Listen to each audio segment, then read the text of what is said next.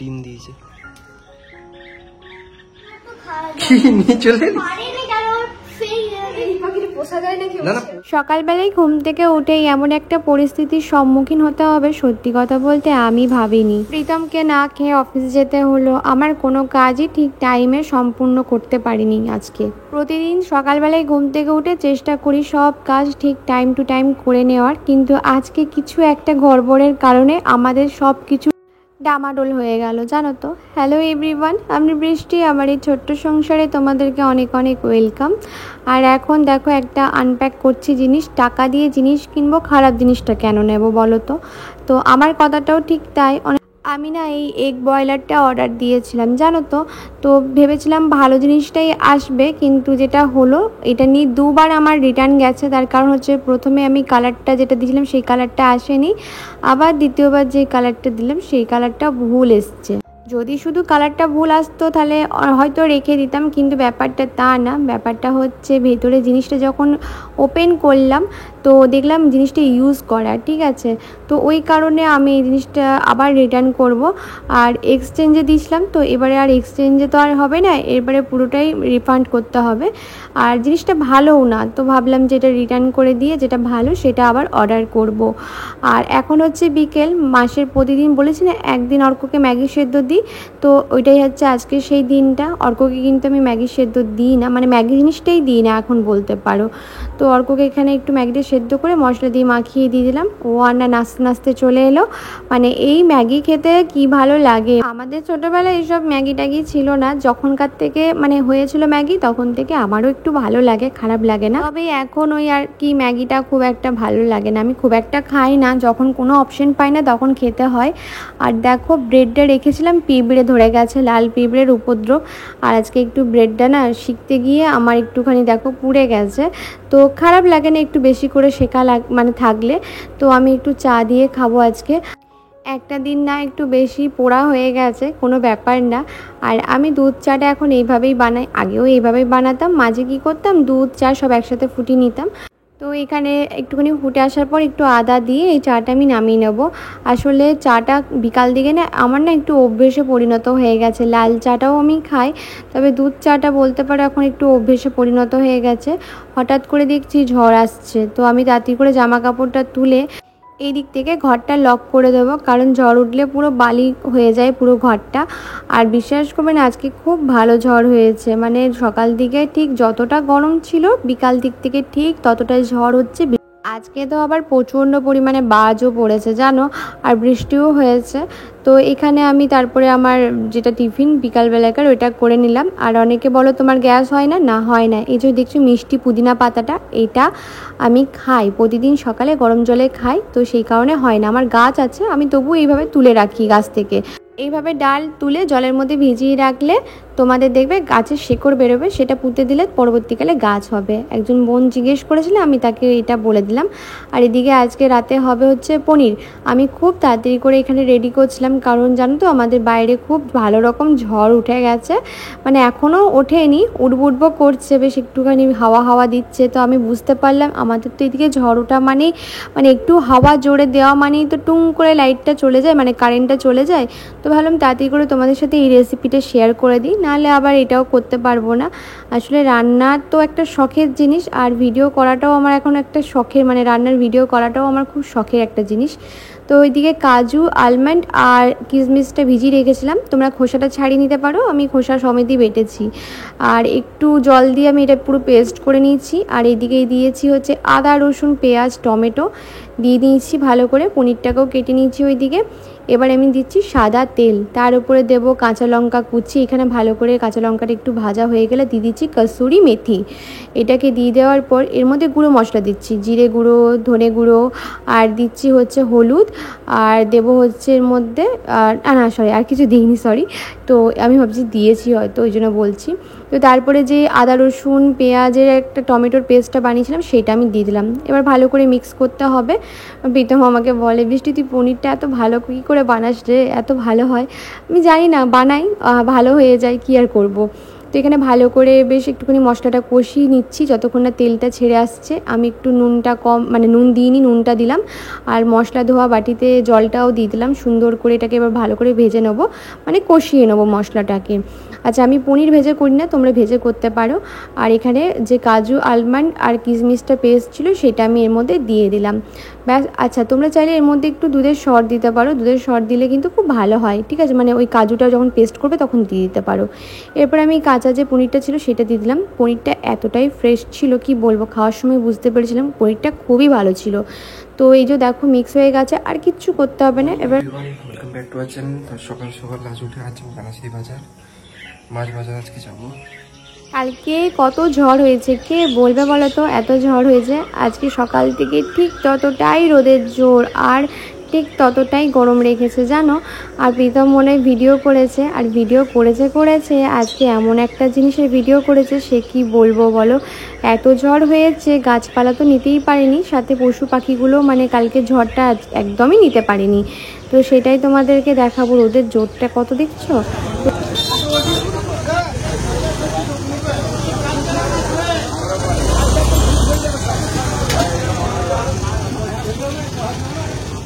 তারপরে মাছ বাজারে গিয়ে দেখছে বেশ ভালো মানে চিংড়ি মাছ ছিল। আর চিংড়ি মাছ দেখলেই তো অর্কর কথাটা আগে আমাদের মনে পড়ে, তো চিংড়ি মাছটা নিয়ে আসা হয়েছে। তো প্রীতম দেখলো ফ্রেশ পাওয়া যাচ্ছে, মানে ফ্রেশ না, বুঝতেই তো পারছো, বড় চিংড়ি এইদিকে তো ফ্রেশ পাওয়া যায় না, তো নিয়েছে ওই জন্য। নিয়ে চলে এলি? এই ছাতুগুলো খাওয়ালে ইয়ে উঠতে পারছে না। এটাকে পুষবি নাকি বৃষ্টি? এটাকে পুষবি? আর ডিমটা দিয়েছে, একটা ডিম দিয়েছে, আর একটা ডিম দিয়েছে না, জল খাবে। খেতে চাইছে না, অনেকক্ষণ ধরে ঘুরে ঘুরে করছেন। সকালে দেখলাম যখন বাজার গেলাম তখন।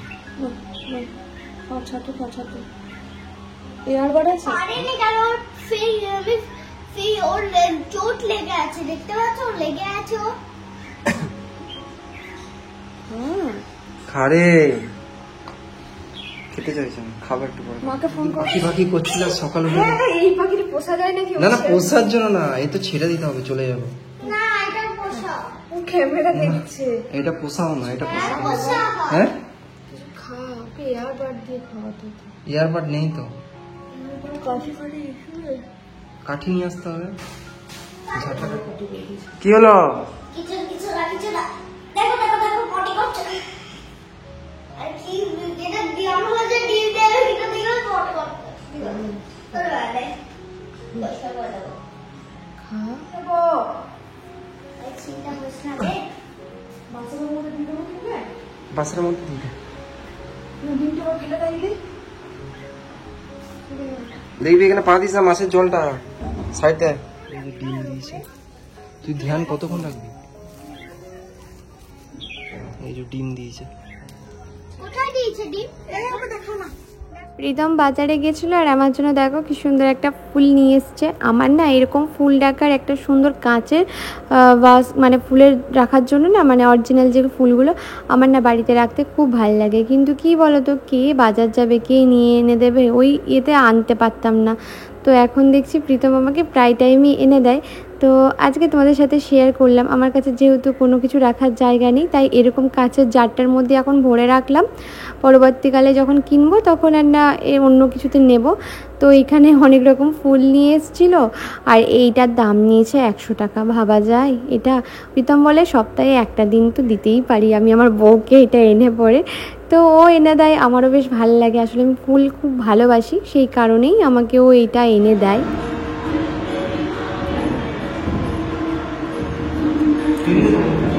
Cheese.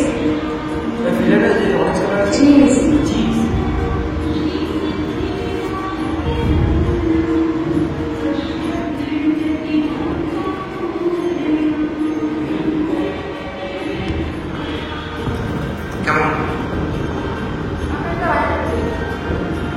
আগে একই চারা কাটছে।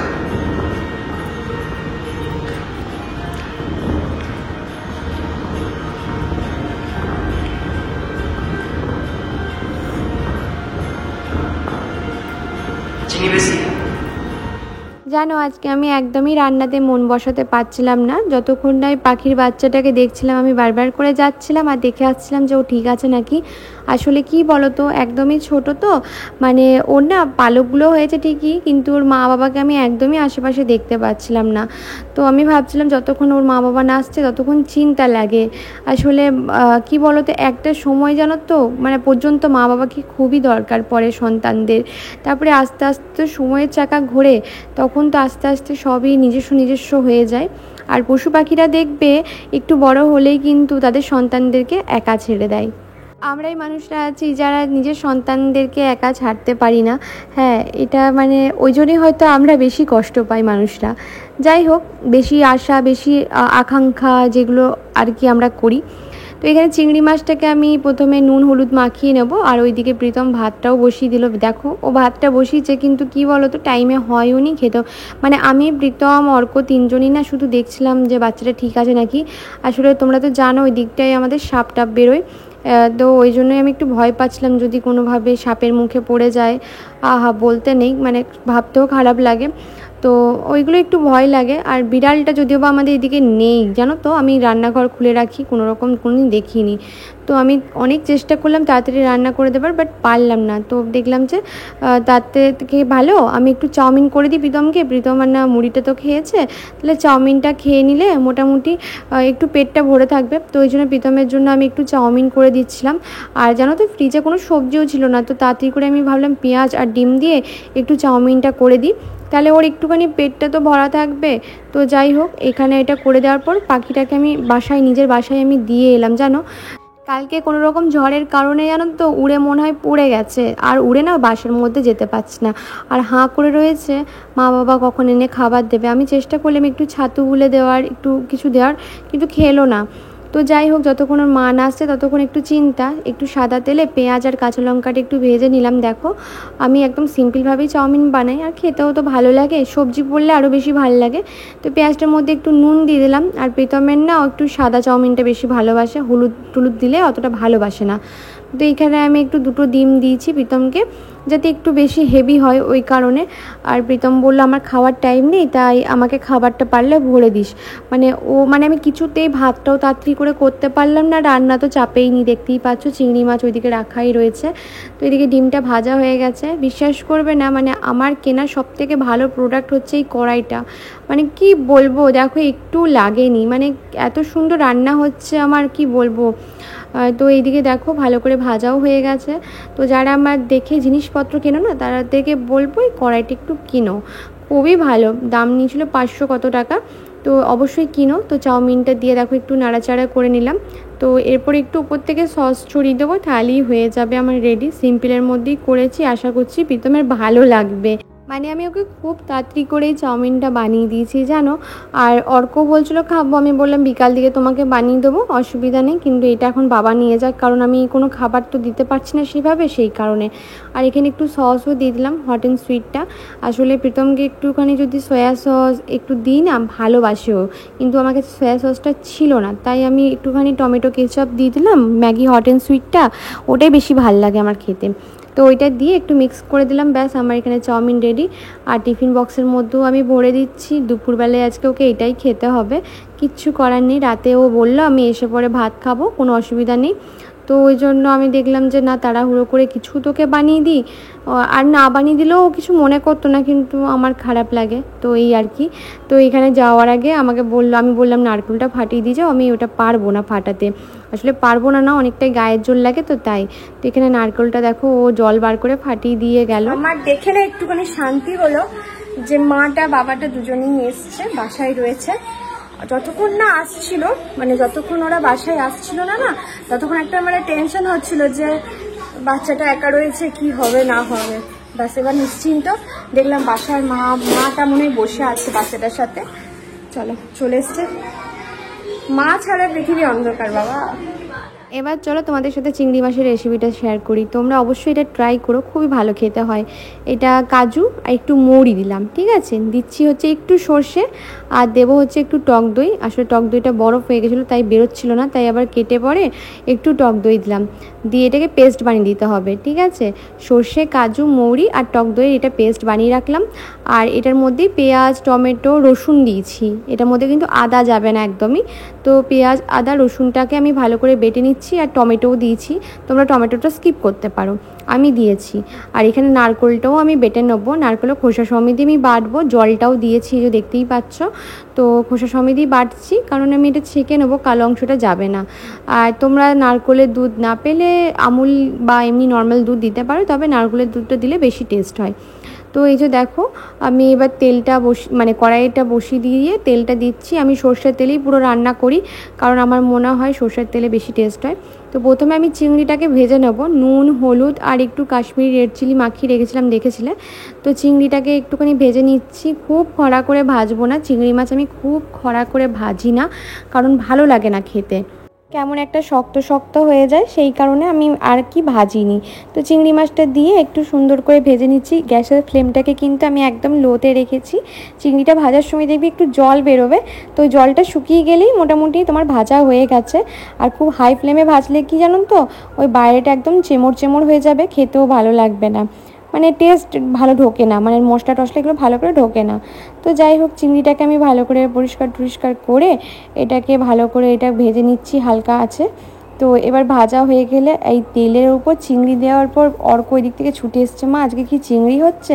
আসলে অর্ককে আমি বলিনি চিংড়ি মাছ হচ্ছে। তো এখানে চিংড়িটা ভাজা হয়ে গেছে, এটাকে আমি তুলে রাখলাম একটু হালকা করে, দেখো ভেজেছি। এরপর বাকি রান্নাটা করবে, একটু তেল দিলাম। আচ্ছা, এই রান্নাতে একটু তেল লাগে, কম দিতেও পারো তোমরা। তো এখানে শুকনো লঙ্কা, তেজপাতা দিয়েছি, লং আর দিয়েছি দারচিনি। তো তারপরে পেঁয়াজ আর রসুন আর টমেটোর যে পেস্টটা ছিল সেটাকে আমি দিয়ে একটুখানি ভেজে নেবো। আর মশলা বাটা মানে যে জলটা, ওটা না দিলে আমার রান্না কমপ্লিট হয় না। তো এর মধ্যে দিলাম নুন, জিরে গুঁড়ো, ধনে গুঁড়ো আর দেবো হচ্ছে কাশ্মীরি রেড চিলি। তোমরা দিলে দিতে পারো, না দিলে না দিতে পারো। আমি সব রান্নাতে যদিও বা দিই না, মাঝে মাঝে কিছু কিছু রান্না স্কিপ করি। তারপরে দিলাম হচ্ছে ওই সর্ষে, মৌরি, কাজু আর টক দই বাটাটা। তো এটা দিয়ে এটাকে মশলাটাকে ভালো করে কষাতে হবে। বাটি ধোয়া জলটাও আমি দিলাম, সব বাটিগুলো ধুয়ে আমি জলটা দিলাম। তো ব্যাস, এই যে এটাকে ভালো করে মশলাটাকে কষিয়ে নেওয়ার পর চিংড়িটাকে অ্যাড করে দিচ্ছি। তো চিংড়িটা দিয়ে ভালো করে রান্না করতে হবে। এখনও কিন্তু রান্না বাকি আছে। তো নারকেলের দুধটা যাবে, কিন্তু নারকেলের দুধটা আমি লাস্টে দিই, প্রথমে দিই না। তো দেখো এবার হয়ে গেছে, একটু জল দিয়েও কষাবো আমি, মাছটা যাতে ভালো করে সেদ্ধ হয়ে যায়, সেই কারণে ভেতর অবধি। তো এই যে দেখো হয়ে গেছে। এবার যে নারকেলের দুধটা ছিল সেই দুধটা দিয়ে এবার আমি ফুটিয়ে নেব। আচ্ছা, নামাবার সময় একটু ঘি, গরম মশলা তোমরা অবশ্যই দিও, আমি দিই না সত্যি কথা বলতে, তো আমার এরকমই ভালো লাগে। তো ব্যাস হয়ে গেছে, ধনেপাতা দিতে পারো। আমার রান্না একদম কমপ্লিট। এবার অর্ক তো আর থাকতে পারছিল না, তাই আজকে খুব তাড়াতাড়ি স্নান করে নিয়েছি। খুব তাড়াতাড়ি বলবো না, আমার রান্না হতে হতে আজকে প্রায় 2টো বেজে গেছে, জানো, 2টো না সরি 1:30 এরকম বেজে গেছে।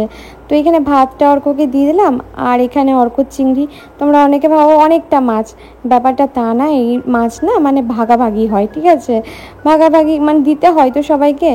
আর এই যে গলদা চিংড়ি আমার বাবা মা খেতে পারে না, কারণ এটা খেলেই শরীর খারাপ হয় বাবা মায়ের, তো ওই জন্য বাবা মাকে দিই না। কিন্তু আমার দাদা খেতে খুব ভালোবাসে এই চিংড়ি মাছ, করলেই ওর কথা আগে আমার মনে পড়ে। তো এই যে দেখো ভাতটা অর্ককে মেখে দিলাম। তো এই যে মেখে দিচ্ছি, অর্ককে 2টো চিংড়ি দিয়েছি, আবার পরে একটা চিংড়ি ওর হয়নি, আর একটা চিংড়ি নিয়েছে, আর দাদাকে দেব। আর আমি প্রীতম রাতের বেলায় খাবো, অর্ককে রাতে দেবো না। ওই জন্যই অর্ককে বলি সকালে যটা ভালো লাগে খেয়ে নাও। তো ওই জন্য ও 3টে চিংড়ি খেয়ে নিয়েছে। ও বললো যে আমার এই 3টে চিংড়িতে হবে। দাদাকে আবার আমি ফোন করে বললাম যে বাড়ি ফেরার পথে আমার ঘর হয়ে যাবি, আমি তোর জন্য চিংড়ি মাছ রান্না করেছি। আমার দাদাও না এই চিংড়ি মাছের এই রেসিপিটা খেতে খুব ভালোবাসে। কেমন খেতে হয়েছে অর্ক? ভালো খেতে হয়েছে? 2টো চিংড়ি খেয়ে খুশি?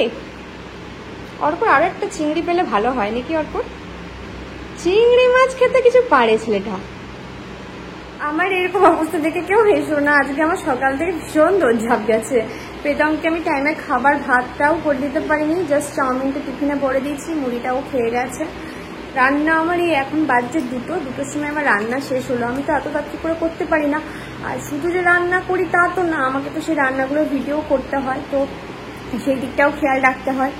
তো সব কিছু মিলিয়ে এতক্ষণে আমার কমপ্লিট হলো। এবার আমি একটু স্নান করবো, স্নান করে বসবো, বসে খাবো দাবো। এবার বিকাল থেকে আজকে আমি রেস্ট নেবো পুরো বিকালটা, কারণ আজকে সকাল থেকে সত্যি আমার মানে একটু ইয়ে লাগছে, মানে খুব ঝুড়ুম করে কাজ করলে না, মানে ধুম করে কাজ করলে না একটু শরীরটা দুর্বল লাগে। তো আজকে বিকাল থেকে কিছু করবো না, রান্না তো হয়েই রইলো, ভাতও হয়ে রইলো, মাছও হয়ে রইলো। এবার জাস্ট রাতের বেলায় একটু যদি অল্পকে টিফিন করে দেবো, আর আমার জন্য যদি একটু চা খাবো, ব্যাস। তো সবাই ভালো থেকো, সুস্থ থেকো, আর সকলকে ভালো রেখো। আজকে আসি, টাটা। টাটা, খেয়ে নাও। আচ্ছা।